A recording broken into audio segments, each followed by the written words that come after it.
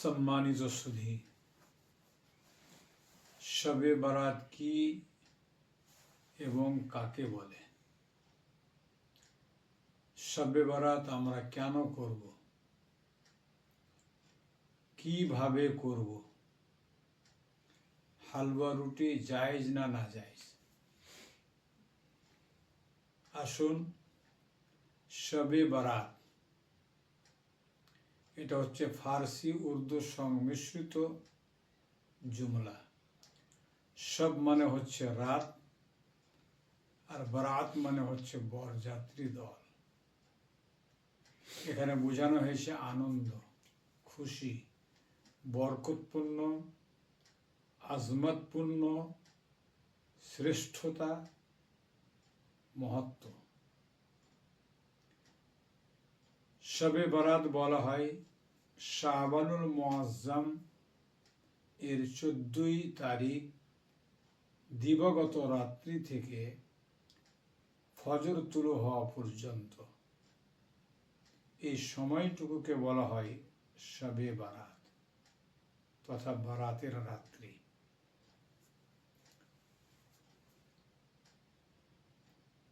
শবে বারাত আমরা কেন করব?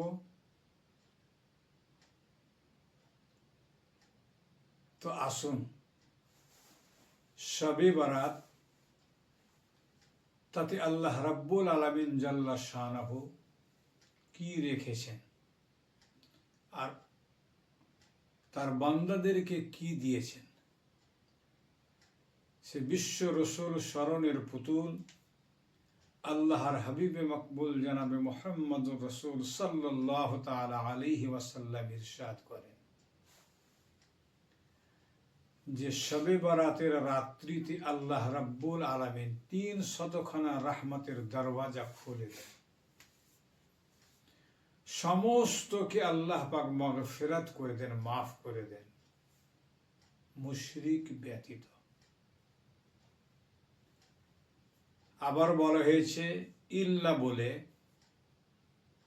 যে যারা জাদুকর, গণকর, সুদখোর, মদের অভ্যস্ত, তাদেরকে আল্লাহ পাক মার্জনা করেন না যতক্ষণ পর্যন্ত তারা অন্তরঙ্গ সহকারে তওবা ইস্তেগফার করে আল্লাহ পাকের দিকে না ফিরে আসবে। তো শবে বারাত এই জন্য আমরা করব যে আল্লাহ সেই রাত্রিতে 300খানা রহমতের দরওয়াজাকে খুলে দেন আর আল্লাহ তার বান্দাদেরকে ক্ষমা করে।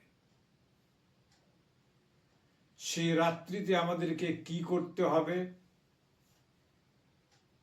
আজ দেখা যায় এক শ্রেণীর মানুষ বলে যে শবে বারাত বলতে কোনো কিছুই নেই। আলহামদুলিল্লাহ, আমরা শবে বারাত কোরআনেও খুঁজে পেয়েছি, শবে বারাত আমরা হাদিসেও খুঁজে পেয়েছি। তো শবে বারাতে আমরা কি করব?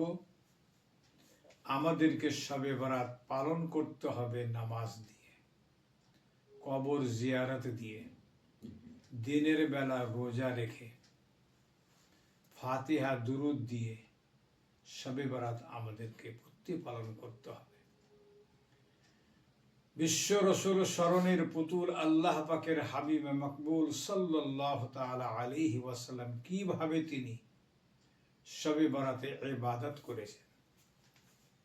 আসুন, জগৎ জননী হযরতে আয়েশা সিদ্দিকা রাদিয়াল্লাহু তাআলা আনহা তিনি বলেন যে বিশ্ব রসুল স্মরণের পুতুল নবী মুহাম্মদুর রাসূল সাল্লাল্লাহু তাআলা আলাইহি ওয়াসাল্লাম আমার ঘরে তশরিফ আনায়ন করলেন। আকা কিছুক্ষণ বিশ্রাম করার পর তিনি উঠে গেলেন, নামাজে দাঁড়িয়ে গেলেন, কিয়াম করলেন, রুকু করলেন, সাজদায় যখন গেলেন এত লম্বা সাজদা করলেন, এত লম্বা সাজদা। হযরতে আয়েশা সিদ্দিকা রাদিয়াল্লাহু তাআলা আনহা তিনি ভাবছেন যে আল্লাহ, বলা যায় না এটা কি আমার আকার জীবনের শেষ সাজদা? যখন তিনি সহ্য করতে পারলেন না, তিনি পিছনে গিয়ে শাহাদাতের আঙ্গুল এবং বৃদ্ধা আঙ্গুল দিয়ে মুস্তাফা করিম সাল্লাল্লাহু আলাইহি ওয়াসাল্লামের পায়ের বৃদ্ধা আঙ্গুলকে ধরে একটু জুম্বিশ করলেন, একটু হিলালেন। মুস্তাফা করিম নিজের মাথাটাকে যখন হিলিয়ে ইশারা করলেন, মনের মধ্যে সাহস এসে গেল। আকায়ে নামদার তাজদার মক্কি মাদানী সাল্লাল্লাহু আলাইহি ওয়াসাল্লাম যখন নামাজ শেষ করলেন, হযরতে আয়েশা সিদ্দিকাকে বললেন, আয়েশা, তুমি কি এটাই ভেবেছো যে আমি তোমার হককে খেয়ানত করেছি? বলেন, লা লা ইয়া রাসূলুল্লাহ, সেটা নয়। আপনি যে এত লম্বা সাজদা করলেন, এই সাজদা আমি ভাবলাম হয়তো আপনার জীবনের শেষ সাজদা, আমি ভয় পেয়ে গিয়েছিলাম। দয়ার নবী সাল্লাল্লাহু আলাইহি ওয়াসাল্লাম বললেন, আয়েশা রে, যেন আজকের রাত্রিটা কোনো কেমন রাত্রি। জগৎ জননী আয়েশা সিদ্দিকা রাদিয়াল্লাহু তাআলা আনহা বললেন, ইয়া রাসূলুল্লাহ, আপনি জানেন, আল্লাহ বেহতর জানেন। আকা আমার ইরশাদ করলেন, আজকে হচ্ছে শাবান মাসের 15 তারিখ। এই রাত্রিতে আল্লাহ রাব্বুল আলামিন জাল্লা শানাহু আপন খাস তাওয়াজ্জুহ দুনিয়াতে নাজিল করেন। আয়েশা সিদ্দিকা রাদিয়াল্লাহু তাআলা আনহা শোনার পরে শান্তি পেলেন, খুশি হলেন। নবী রহমত সাল্লাল্লাহু আলাইহি সাল্লাম জানালেন যে আজকের রাত্রিটা হচ্ছে শবে বরাতের রাত্রি, যে রাত্রিতে আল্লাহ রাব্বুল আলামিন জাল্লা শানাহু আসমানি দুনিয়াতে তিনি তাওয়াজ্জু ফরমান, পৃথিবীতে তিনি কুদরতি দৃষ্টি প্রসার করেন, আল্লাহু আকবার, তথা আল্লাহ পাকের রহমত বর্ষিত হয়। তো আকায়ে নামদার তাজদারে মদিনা সাল্লাল্লাহু আলাইহি ওয়াসাল্লাম আপনার এই মুকদ্দাস আমালে হাসানার দ্বারা আমরা বুঝতে পারলাম যে শাবানুল মুআজ্জম মাস, তার 15 তারিখে নবী আমার রাত্রে জেগে জেগে ইবাদত করেছেন। আল্লাহু আকবার। আর শুনুন, জগৎ জননী আয়েশা সিদ্দিকা রাদিয়াল্লাহু তাআলা আনহা ওয়া আরদাহু আন্না, দোস্ত, তিনি বলেন যে মুস্তাফা করিম আমার ঘরে আসলেন, আকা বিছানায় গেলেন, একটু পরে আকা আমার বেরিয়ে পড়লেন। যখন ফিরতে কাল বিলম্ব হলো, আমি জেগে উঠে গিয়ে ধীরে ধীরে ধীরে ধীরে উম্মাহাতুল মুমিনিনদের দরওয়াজায় তাকালাম। কোনো জায়গা যখন সন্ধান পেলাম না, সামনে যখন নজর করলাম, দেখতে পেলাম জান্নাতুল বাকির মধ্য অংশে আকা আমার খম্ভার মতো দাঁড়িয়ে রয়েছে। আমি এক পা দুপা করে আগে বাড়লাম। আগে বাড়ার পরে গিয়ে যখন আমি দাঁড়ালাম, মুস্তাফা করিম হাত দুটিকে উত্তোলন করে আসমানের দিকে তাকাচ্ছেন আর কাঁদছেন, চোখের পানিতে দাঁড়িয়ে ভিজে বৃষ্টির মতো অশ্রু ঝরতে আছে। মুস্তাফা করিমের যখন নজরটা আমি আয়েশা আমার দিকে পড়েছে, আকা আমার দোয়া শেষ করার পরে বলছেন, ও আয়েশা, তুমি কি জানো আজকের রাত্রিটা কেমন রাত্রি, কোন রাত্রি? আমি বললাম, আল্লাহু ওয়া রাসূলুহু আলাম, আল্লাহ এবং আল্লাহ রাসূল বেহতর জানেন।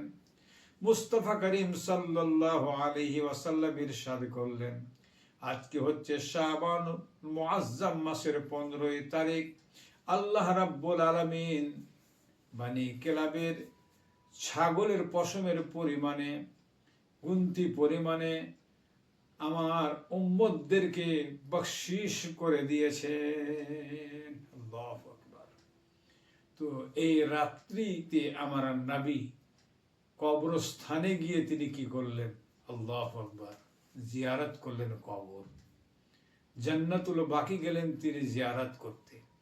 এই রাত্রিতে মুস্তাফা করিম সাল্লাল্লাহু আলাইহি ওয়াসাল্লাম রাত্রি জেগে জেগে ইবাদত করলেন, নফল আদায় করলেন। মুস্তাফা করিম সাল্লাল্লাহু তাআলা আলাইহি ওয়াসাল্লাম, আল্লাহু আকবার, এই পবিত্র শাবানুল মুআজ্জাম মাস, যে মাসে আপনি কি করতেন? রোজা রাখতেন।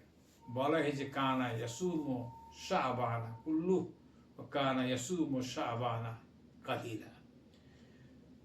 অল্প দিন বাদ দিয়ে সমস্ত দিনটাই শাবানুল মুআজ্জাম মাসে মুস্তাফা করিম রোজা রাখতেন।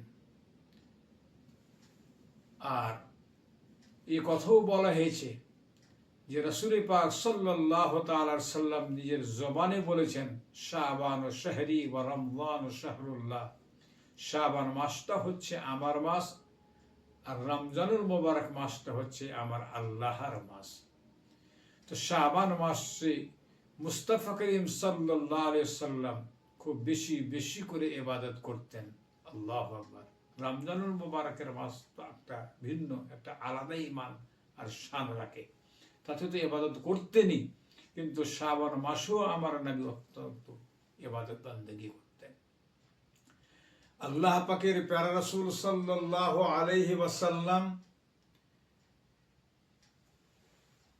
এই শাবানুল মুআজ্জাম তথা শবে বারাতকে তিনি উদযাপন করেছেন নামাজ দিয়ে, শবে বারাতকে উদযাপন করেছেন তিনি রোজা দিয়ে, শবে বারাতকে তিনি উদযাপন করেছেন কবর জিয়ারত দিয়ে।